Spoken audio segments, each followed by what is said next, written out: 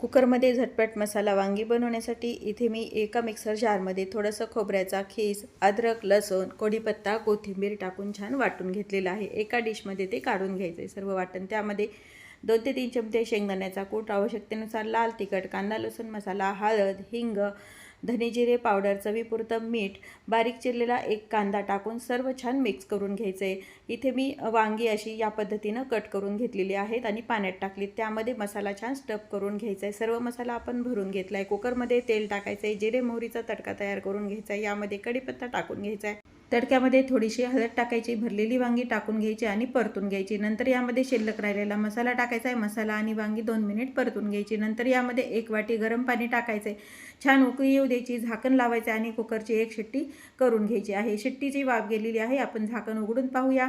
चमचमीत असा वांगी मसाला आपला तयार आहे। वरतून कोथिंबीर टाकून घ्यायची। रेसिपी तुम्हाला कशी वाटली हे कमेंटमध्ये